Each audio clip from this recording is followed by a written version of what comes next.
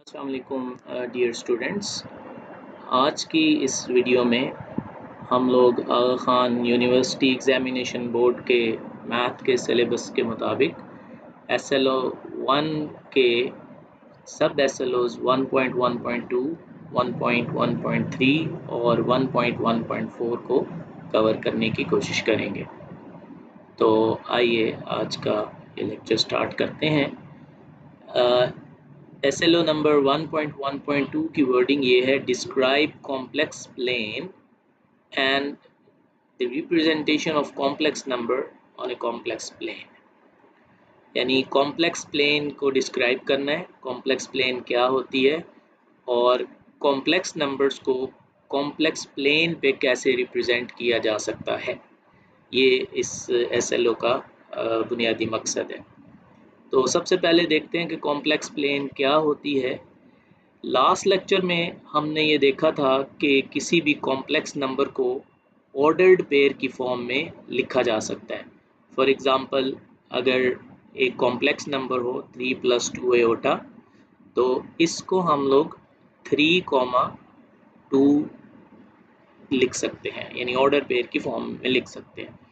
और order pair में हमारे पास जो पेयर आता है वो प्लेन के किसी पॉइंट को रिप्रेजेंट कर रहा होता है। इसमें जो ये फर्स्ट नंबर होता है इसको हम लोग x कोऑर्डिनेट, और जो सेकंड नंबर होता है उसको हम लोग y कोऑर्डिनेट कहते हैं। ये हमारे पास y कोऑर्डिनेट होगा।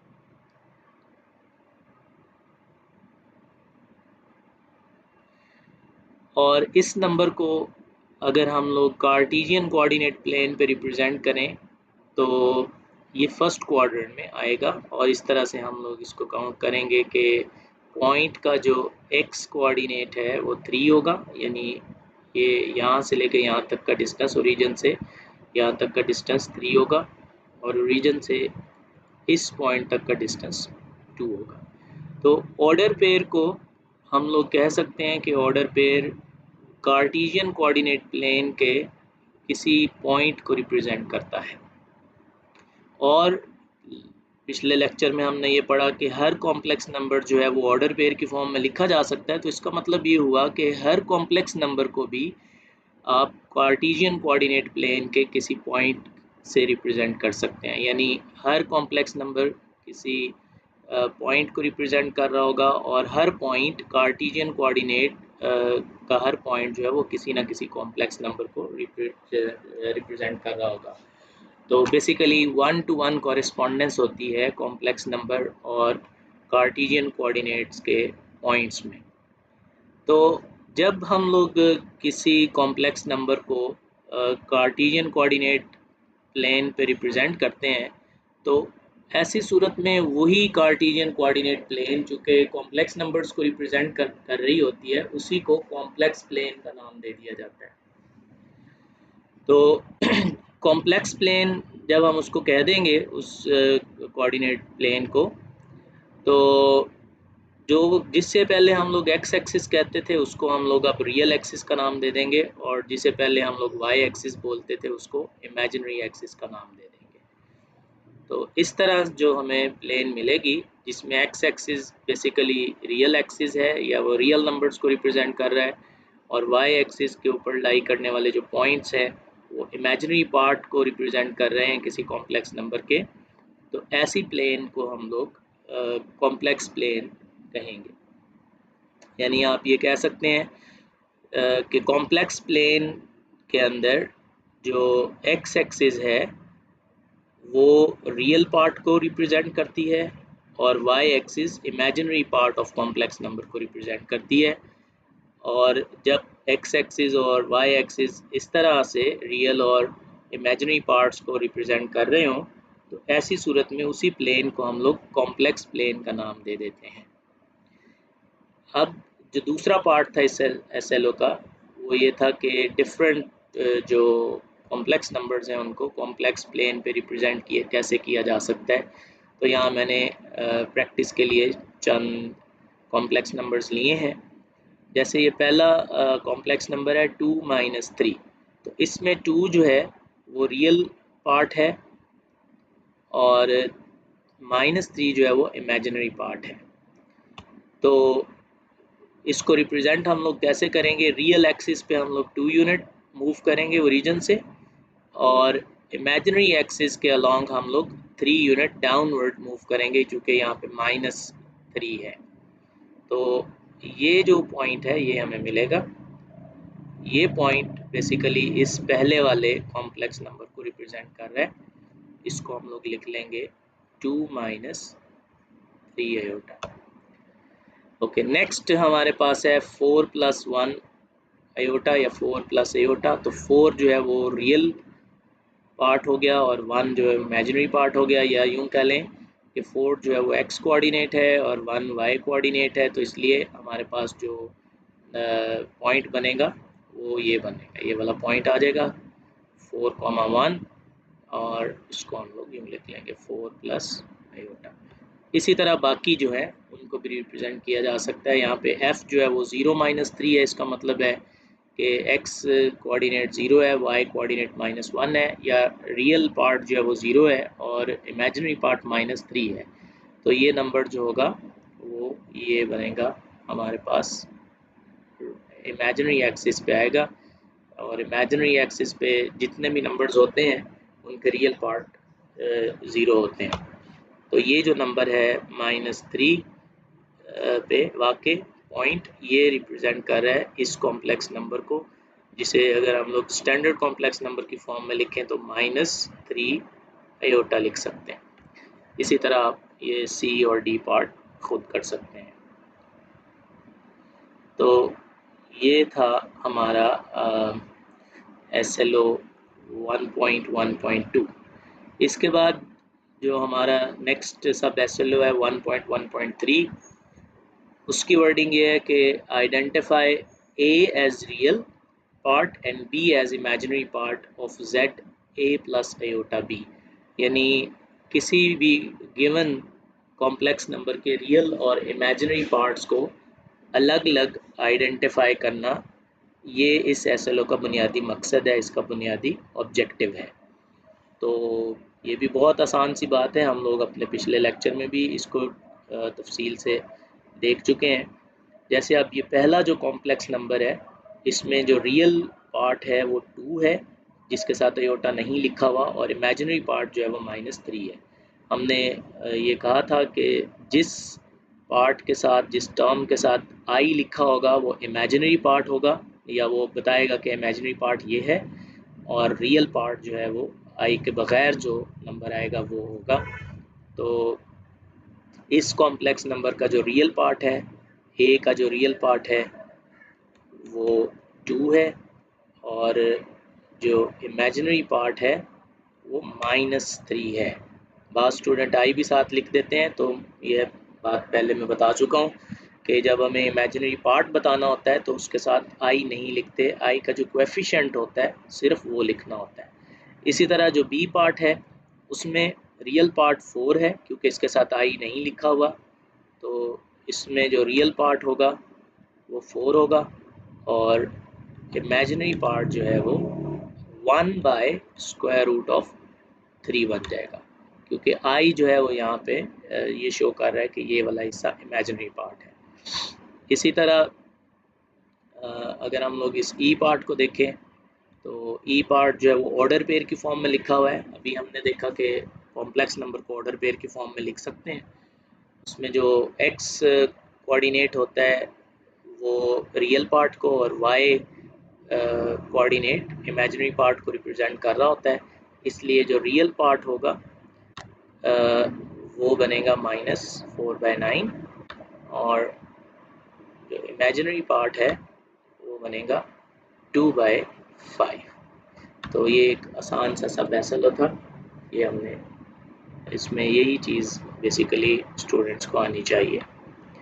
ओके, नेक्स्ट हमारा जो सब SLO है वो है 1.1.4, और आज के लेक्चर का ये मेरे ख्याल में सबसे अहम पार्ट है, और इससे रिलेटेड अक्सर क्वेश्चन भी आते हैं एग्ज़ाम के अंदर।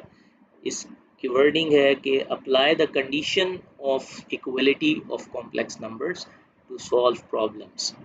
यानी इक्वलिटी ऑफ कॉम्प्लेक्स नंबर की कंडीशन को अप्लाई करके प्रॉब्लम सॉल्व करने की एबिलिटी स्टूडेंट्स में पैदा होनी चाहिए। और आइए देखते हैं कि इसमें हमें किस टाइप के क्वेश्चंस आ सकते हैं, या फिर condition of equality of complex number से क्या मुराद है। Condition of equality of complex number जो है ये हमें ये बताती है कि कब हम दो कॉम्प्लेक्स नंबर्स को इक्वल कह सकते हैं, वो कौन सी शराइत हैं या वो कौन सी शर्त है जिसके होते हुए या जिसकी मौजूदगी लाजमी है ये इंश्योर करने के लिए कि दो कॉम्प्लेक्स नंबर जो हैं वो बराबर हैं। तो condition of equality of complex number जो है उसको हम लोग यूँ लिख सकते हैं कि if x plus iota b ये एक कॉम्प्लेक्स नंबर है, इसे हम लोग अगर कह रहे हैं कि ये इक्वल है a प्लस आयोटा b के, तो देन अगर ये दो कॉम्प्लेक्स नंबर्स इक्वल हैं तो फिर नतीजा ये निकलेगा कि पहले कॉम्प्लेक्स नंबर का रियल पार्ट दूसरे कॉम्प्लेक्स नंबर के रियल पार्ट के इक्वल होगा, और पहले कॉम्प्लेक्स नंबर का इमेजिनरी पार्ट दूसरे कॉम्प्लेक्स नंबर के इमेजिनरी पार्ट के इक्वल होगा। और सिमिलरली अगर हम लोग ये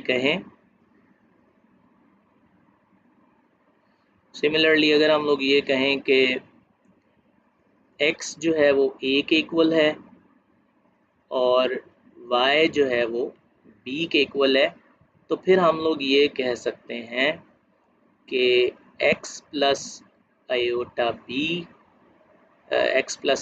y is equal to a plus iota b। यानी अगर हम ये कह रहे हैं कि x a के इक्वल है और y b के इक्वल है, तो फिर x और y से बनने वाला जो कॉम्प्लेक्स नंबर है x एज ए रियल और y एज इमेजिनरी पार्ट, वो a और b से बनने वाले कॉम्प्लेक्स नंबर के इक्वल होगा अगर a रियल और b जो है वो इमेजिनरी पार्ट हो। तो ये कंडीशन ऑफ इक्वलिटी है। इसको शॉर्ट फॉर्म में हम लोग यूँ भी लिख सकते हैं कि x plus iota y is equal to a plus iota b if and only if and only if x is equal to a and y is equal to b। तो if and only if का मतलब क्या होता है, यही जो दो चीज़ें हमने ऊपर लिखी हैं इनको हम लोग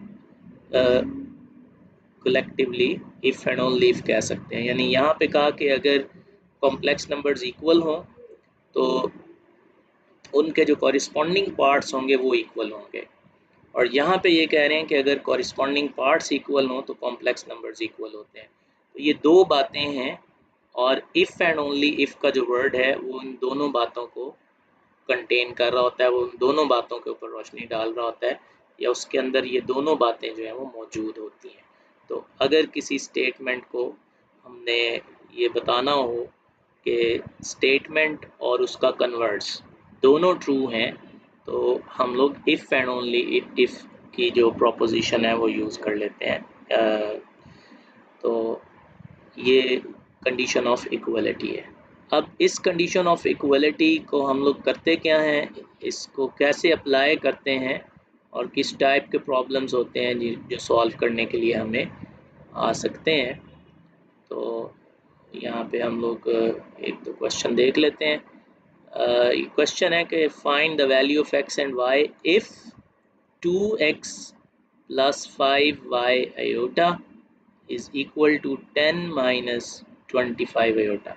तो यहाँ पे ये वाला जो कॉम्प्लेक्स नंबर है फर्स्ट वाला, इसे इक्वल कहा गया है दूसरे वाले कॉम्प्लेक्स नंबर के।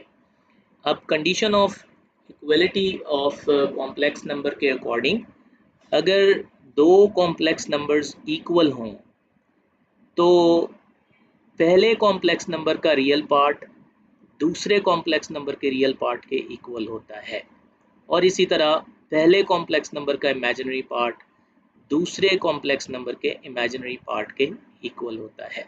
इस कंडीशन को अप्लाई करें अगर, तो फिर हम लोग ये लिख सकते हैं कि 2x इक्वल है 10 के, क्योंकि 2x जो है वो पहले कॉम्प्लेक्स नंबर का रियल पार्ट है और 10 दूसरे कॉम्प्लेक्स नंबर का रियल पार्ट है।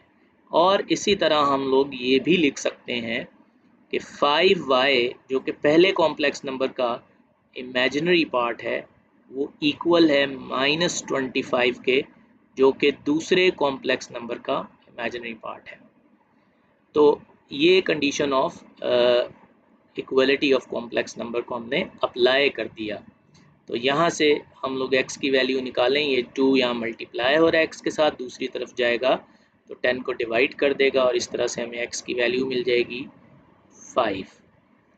और यहाँ पे ये जो 5 है ये इधर मल्टीप्लाई हो रहा है y से और दूसरी तरफ जाके -25 को डिवाइड करेगा और इस तरह y की वैल्यू हमारे पास आ जाएगी -5। तो x की वैल्यू हो गई 5 और y की वैल्यू हमें मिल गई -5। इस तरह हमने इस प्रॉब्लम को सॉल्व कर लिया है। इसी तरह हम लोग बी पार्ट को देखते हैं। बी पार्ट को भी इसी तरीके से सॉल्व कर सकते हैं। रियल को रियल के इक्वल रख लेंगे, यानी 3xy को इक्वल टू 12 रखेंगे और 4y को इक्वल टू 16 रख लेंगे। तो बी पार्ट में हम ऐसे सॉल्व करेंगे कि 3xy जो कि पहले कॉम्प्लेक्स नंबर का रियल पार्ट है, तो 3xy को इक्वल रखेंगे 12 के, जो कि दूसरे कॉम्प्लेक्स नंबर का रियल पार्ट है। 3xy इज इक्वल टू 12, एक इक्वेशन ये आ जाएगी और दूसरी इक्वेशन आ जाएगी -4y इज इक्वल टू 16। तो इसको हम इक्वेशन 1 बोल देते हैं, इसको इक्वेशन 2 कह देते हैं। अब इसमें जो इक्वेशन 2 है उसको सॉल्व करना आसान है, क्योंकि उसमें सिर्फ एक ही वेरिएबल है और इक्वेशन 1 में 2 वेरिएबल आए हैं। तो पहले हम लोग इक्वेशन 2 को सॉल्व करते हैं। यहाँ से y की वैल्यू हमें मिल जाएगी -4, यानी 16 को डिवाइड करेंगे जब हम लोग -4 से, आंसर आ जाएगा -4। तो y की वैल्यू हमें मिल गई है -4। ये y की वैल्यू है। इस वैल्यू को हम लोग फर्स्ट इक्वेशन में सब्स्टिट्यूट कर देंगे। तो फर्स्ट इक्वेशन जो होगी, equation 1 will imply that 3x into -4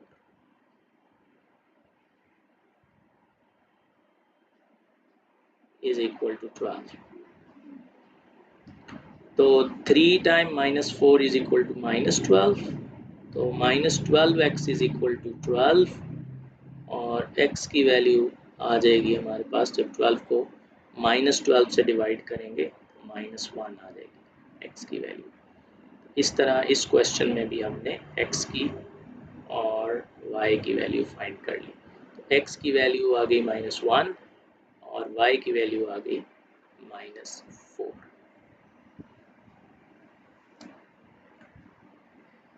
फिर एक और क्वेश्चन देख लेते हैं, और इस क्वेश्चन के अंदर जो हमें इक्वेशन दी गई है या कॉम्प्लेक्स नंबर्स की, और शायद थोड़ी सी डिफरेंट है, मे बी थोड़ी सी कॉम्प्लेक्स हो, मुश्किल हो। ट्राई करते हैं इसको। तो रूल वही है जो हमने अप्लाई करना है, क्योंकि दोनों कॉम्प्लेक्स नंबर्स इक्वल हैं। तो कंडीशन ये बताती है कि कॉम्प्लेक्स नंबर अगर इक्वल हों तो फिर हम लोग पहले के रियल पार्ट को दूसरे के रियल पार्ट के और पहले कॉम्प्लेक्स नंबर के इमेजिनरी पार्ट को दूसरे के इमेजिनरी पार्ट के इक्वल रख सकते हैं, बल्कि रखेंगे। तो यहाँ से हमारे पास इक्वेशन एक आ जाएगी कि 6y is equal to 2x और इसको मैं इक्वेशन 1 कह देता हूँ, और दूसरी हमारे पास आ जाएगी 3x is equal to 9xy।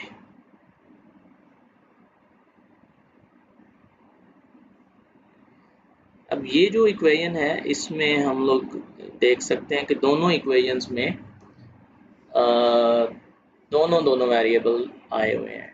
First में भी x और y आ रहे हैं और सेकंड इक्वेशन में भी x और y आ रहे हैं। तो ऐसी सूरत में हम लोग जानते हैं कि क्या करना होता है कि किसी एक इक्वेशन में से x की या y की वैल्यू निकाल के दूसरी इक्वेशन में पुट कर देते हैं। तो फर्स्ट वाली इक्वेशन से अगर हम लोग x की वैल्यू निकालें तो x की वैल्यू फर्स्ट इक्वेशन से हमारे पास आ जाएगी। तो इक्वेशन 1 इम्प्लाइज इस 2 को दोनों साइड से डिवाइड कर दें तो x की वैल्यू आ जाएगी 3y, x is equal to 3y।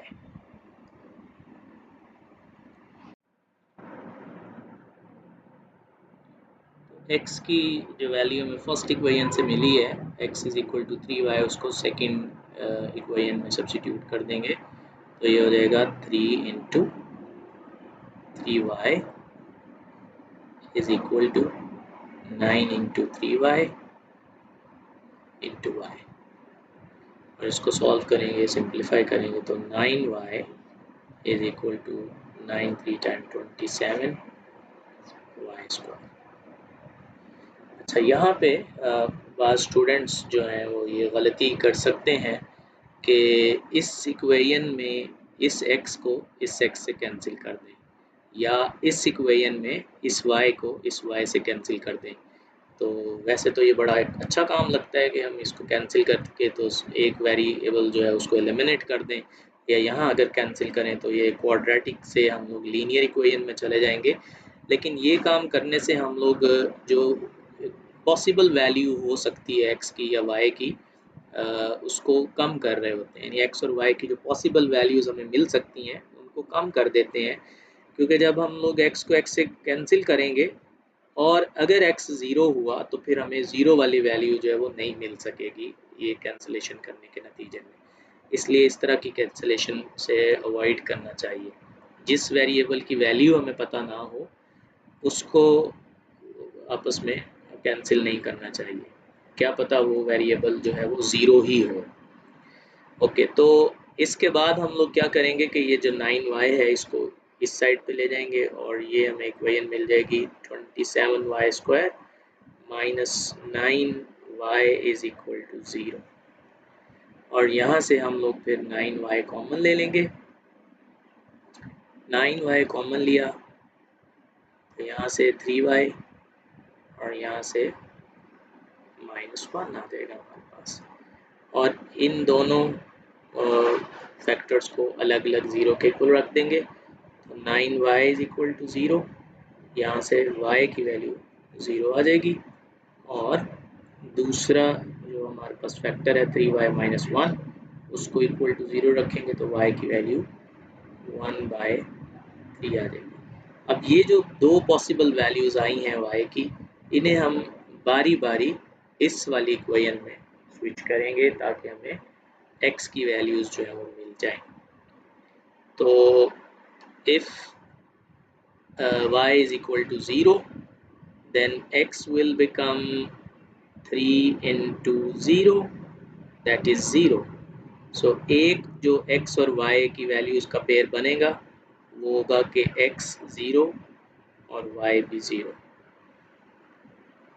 और दूसरा पेयर ये बनेगा कि अगर y की वैल्यू 1/3 हो तो फिर x की वैल्यू क्या होगी, x is equal to 3 into 1/3 और x की वैल्यू आ जाएगी 1। और इस तरह जो पेयर बनेगा x और y की वैल्यूज़ का, x इक्वल टू 1 आएगा और y इक्वल टू 1/3 आएगा। तो अब आखिर पे हम लोग ये करेंगे, जब हम वैल्यूज़ निकाल लेते हैं तो हमें चाहिए कि हम एक दफ़ा असल इक्वेशन में रख के उसको चेक भी कर लें।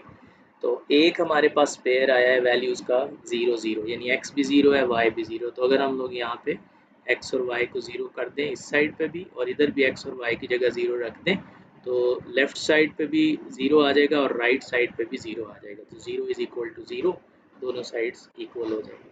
और दूसरी जो हमारे पास वैल्यूज़ थी वो थी कि x जो है वो 1 है और y 1/3 है। अगर ये वैल्यूज़ इसमें रखते हैं तो देखते हैं कि आंसर जो है वो सेटिस्फाई हो रहा है या नहीं। y की जगह हम 1/3 रखें तो 6 इंटू 1/3 प्लस 3 इंटू एक्स की वैल्यू 1 है। ये एक कॉम्प्लेक्स नंबर है जो सिंप्लीफाई होके हमारे पास आ जाएगा 2 प्लस 3 आयोटा, क्योंकि 3 को 3 2 टाइम्स 6 होता है।